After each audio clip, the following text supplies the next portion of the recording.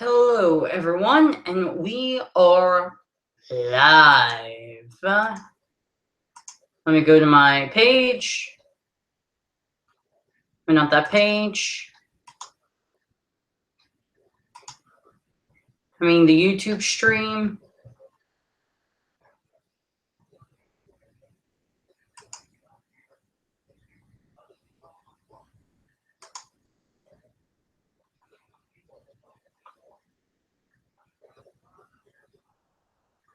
Well, anyway,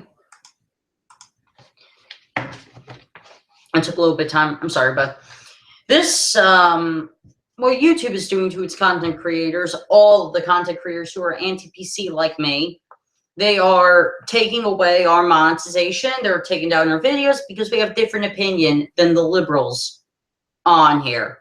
So, and there are liberals who are anti-PC, like Chris Ray Gunn, for example. And, you know, he's seen this shit and he's pissed off. Mr. Epstein, who I believe is a liberal. Don't quote me on that. I believe he's a liberal. Once again, monetization was taken down. These videos were deemed what's the word?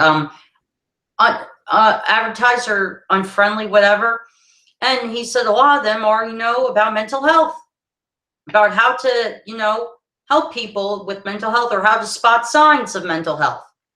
So since YouTube is taking down people's First Amendment rights, pretty much their opinions are being silenced, guess what I'm going to do? I'm going to read documents, which is going to piss YouTube off because I'm going to call them out on their own bullshit. Oh, yeah, you can't curse apparently on YouTube anymore. Now it's apparently seen as offensive. I'm going to read the Declaration of Independence and the Constitution, which, by the way, the First Amendment covers our free speech, freedom of expression, so on and so forth. So, you know what? Let me read the,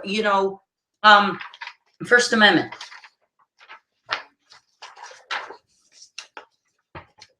Article 1 of the Constitution. Well, you know what? If I'm going to read the Constitution, well, first,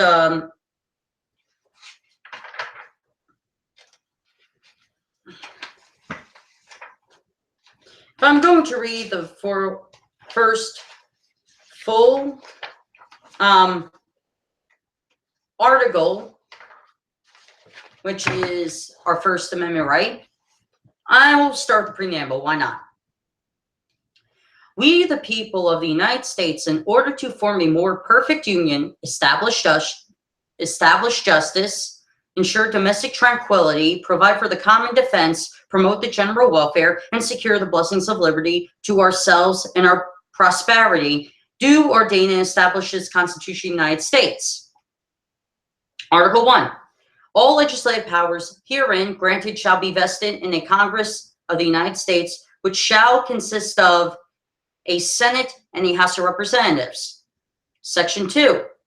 The House of Representatives shall not be composed of members chosen every second year by the people of the several states, and the elections in each state shall have the qualifications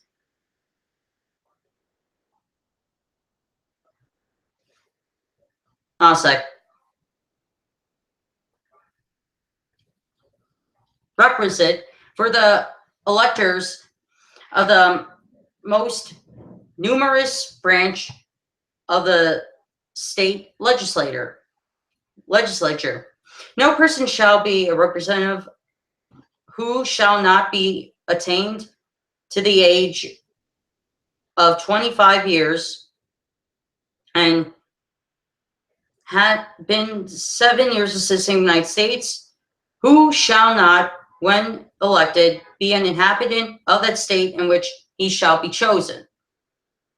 Representatives and direct taxes shall be apportioned among the several states, which may be included within the Union according to their respective numbers, which shall be determined by adding the whole number of free persons, including those bound to serve for a term of years, and excluding Indians not taxed 3/5 of all other persons. The actual enumeration shall be made within 3 years after the first meeting of the Congress of the United States, and within every subsequent term of 10 years, in such manner as they shall by law direct.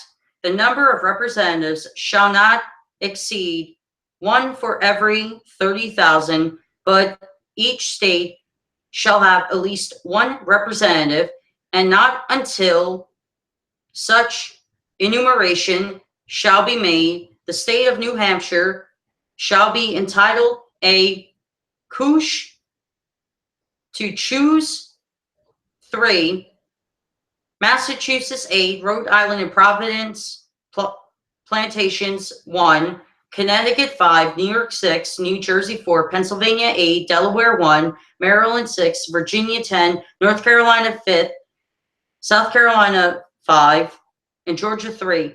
When vacancies happen in the representation of any state, the exclusive attorney thereof shall issue rights of election to fill such vacancies. The House of Representatives shall choose their speaker and other officers, and shall have the sole power of impeachment. Section 3. The Senate of the United States shall be composed of 2 sections from each state, chosen by the legislature thereof. For 6 years, any senator shall have 1 vote. Immediately, they shall be assembled in consequence of the first election. They shall be divided as equally as may be into 3 classes. The seats of the senators of the first class shall be vacated at the expiration of the second year, and the second class and second and of the second class, class shall be vacated at the expiration of the second year, of the second class at the expiration of the 4th year, and of the third class at the expiration of the 6th year, so that 1/3 may be chosen every second year. And if vacancies happen by registration or otherwise during the recess of legislature of any state, the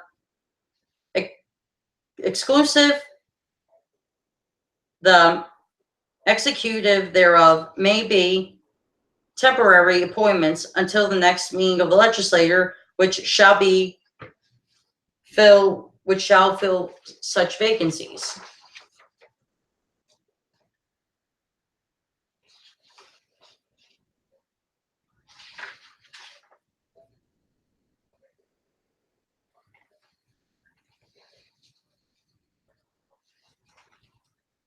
No person shall be a senator who has not been attained to the age of 30 years and been 9 years a citizen of the United States, who shall not, when elected, be an inhabitant of that state for which he shall be chosen. The Vice President of the United States shall be the President of the Senate, but shall have no vote unless they be equally divided.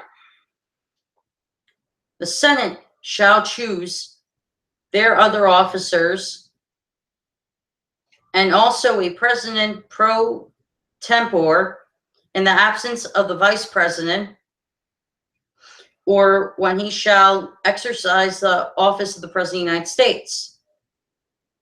The Senate shall not have the sole power to try all impeachments. When sitting for the purpose, they shall be on oath of affirmation. When the President of the United States is tried, the Chief Justice shall preside, and no person shall be convicted without the concurrence of 2/3 of the members present. Judgment in cases of impeachment shall not extend further than to removal from office and disqualification to hold and enjoy any office of honor, trust, or profit under the United States, but the party convicted shall nevertheless be liable and subject to indictment, trial, judgment, and punishment according to the law. Section 4. The times, place, and manner of holding elections for senators or representatives shall be prescribed in each state by the legislature thereof, but the Congress may at any time, by law, make or alter regulations except as to the place of choosing senators. The Congress shall assemble at least once every year, and meetings shall be on the first Monday in December, unless they shall by law appoint a different day. Section 5. Each house shall be the judge of the elections, returns and qualifications of its own members, and the majority of each shall constitute a quorum to do business. But a smaller number may adjourn from day to day and may be authorized to compel the attendance of absent members in such manner and under such penalties as each house may provide. Each house may determine the rules of proceedings, punish its members for disorderly behavior, and with the congruence of 2/3 expel a member. Each house shall keep a journal of its proceedings and from time to time publish the same, expecting such parts as may in their judgment require secrecy, and the yeas and nays of the members of either house on any question shall, at the desire of 1/5 of those present, be entered on the journal. Neither house during the session of Congress shall, without the consent of the other, adjourn for more than 3 days, nor to any other place than that in which the two houses shall be sitting.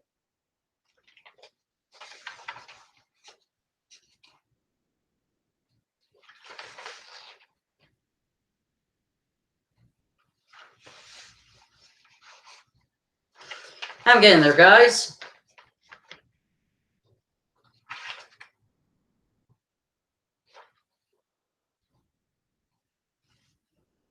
Section 6. The senators and representatives shall receive a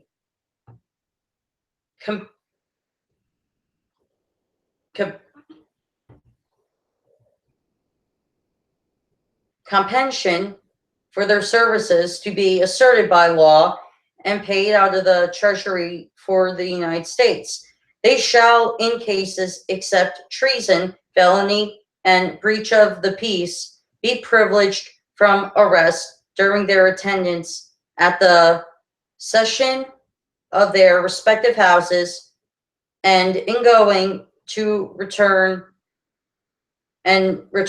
from the same, and for any speech or debate in either house, they shall not be questioned in any other place. No senator or representative shall, during the time for which he was elected, be appointed to any civil office under the authority of the United States, which shall have been created, or the emoluments whereof shall have been increased during such time, and no persons holding any office under the United States shall be a member either house during his continuance in office.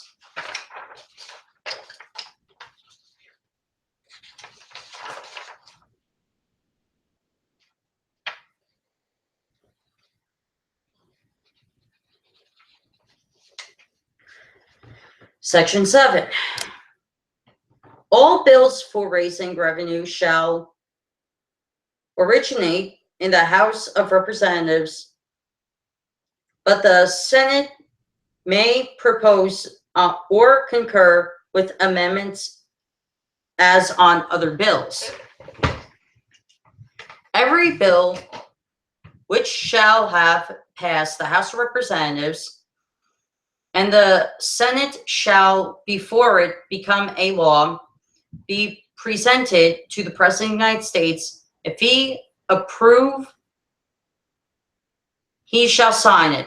But if he shall return it with his objections to the House in which shall have originated,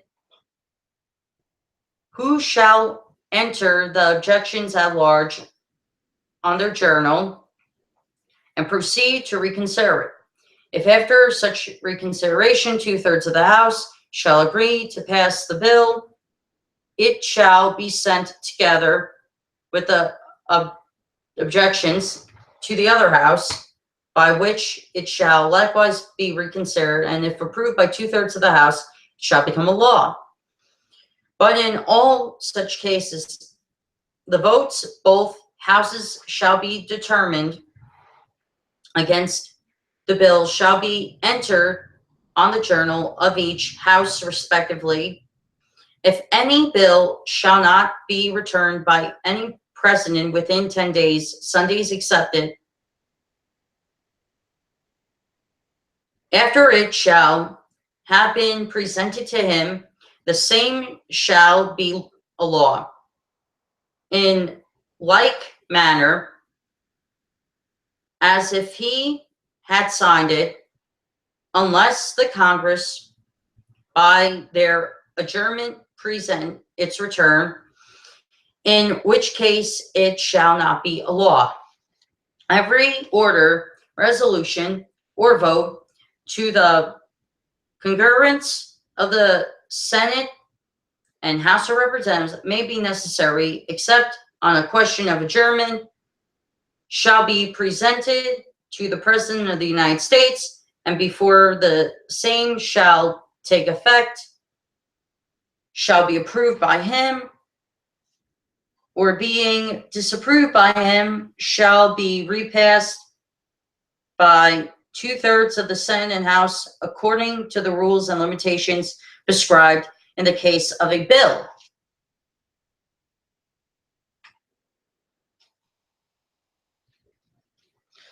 Section 8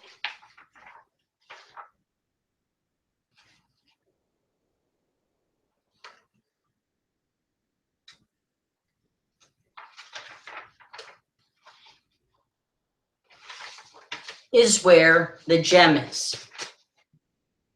The Congress shall have the power to lay and collect taxes, duties, imports, and excuses to pay the debts and provide for the common defense and general welfare for the United States, but all duties imposed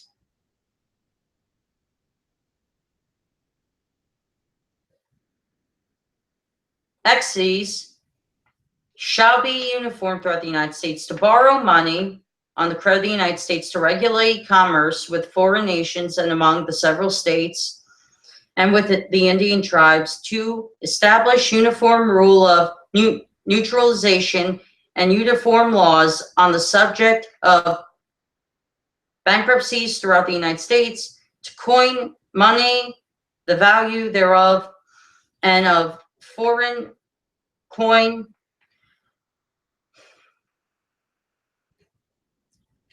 and fix the standard of weights and measures, to provide for the punishment of counterfeiting the securities and currency coin of the United States, to establish post office and post roads, to promote progress of science and useful arts by securing a limited times to authors, inventors, the exclusive right for their respective writings and discoveries, to continue tribunes inferior to the Supreme Court, to define and punish piracies and felonies committed on the high seas, and offenses against the law of nations, to declare war, grants letters of marque and reprisal, and make rules concerning captures on the land and water, to raise the support armies, but no appropriation of the money to the use shall be for a longer term than 2 years, to prove and maintain a navy, to make rules for the government, a regulation for the land of the naval forces, to prove for the calling of the militia, to execute the laws of the Union, suppress insurrections, and repel invasions, to provide for organizing, arming, and disciplining the militia, and for governing such part of them as they may be employed in the service of the United States, serving, reserving to the states, respectively, the appointment of the officers and the authority of training the militia according to the discipline prescribed by the Congress.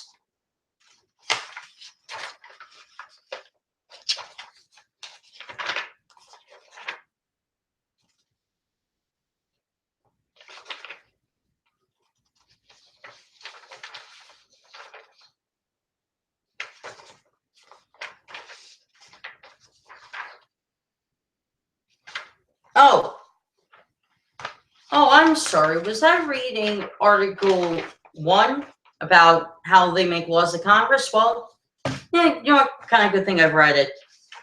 You know why? Because I think some people don't know how law works. So there's your brief introduction. Here's the Bill of Rights. Amendment 1. Congress shall make no law respecting an establish of religion or prohibiting the free exercise thereof, or abridging the freedom of speech or the press, or the right of the people peaceably to assemble and to petition the government for a redress of grievances. Hear that, YouTube? Yeah, I knew that I wasn't going to find what I was actually needed to read in Article 1, but I did that to distract people so I could get to the punch gut of the video.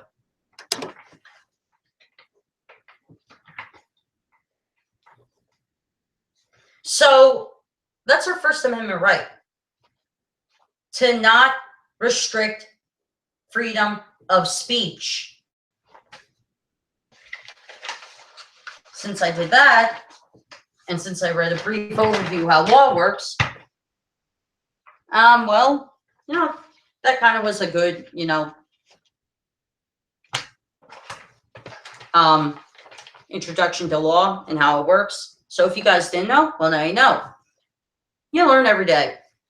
You don't have to not read the Declaration of Independence, but you know what? I want to read the First Amendment so YouTube can understand